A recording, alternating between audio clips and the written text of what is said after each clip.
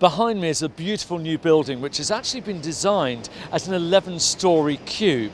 Now that's quite some cube because it's costing over £800 million to build. And from early 2018 it's going to be the new home for the US Embassy. They're bringing 1,000 of their staff from Grosvenor Square down here to Nine Elms. To find out a little bit more about the building, I'm going to speak to the Embassy's Minister Councillor for Public Affairs, Courtney Austrian. Well, if you look at the embassy behind me, it's clearly a 21st century diplomatic presence. And we're really excited about being able to really expand here and work with the community here. As you can see, it's all glass. You can see pretty much anything that's going around in the neighborhood.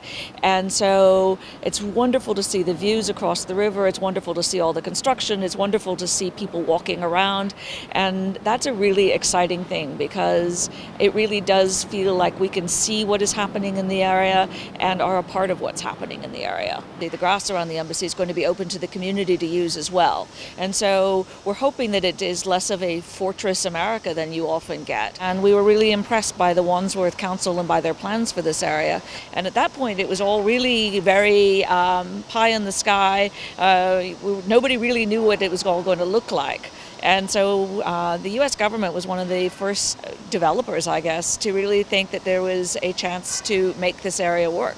We're excited about what's happening at the power station. We're excited to have Apple just down the road, and we're hoping that that brings a really tech, modern sort of vibe to the area, because that really would feel much more like 21st century, bilateral relationship in a lot of ways. It's very exciting to be part of the regeneration of a neighborhood, and it's really fun to be somewhere where everything is really new.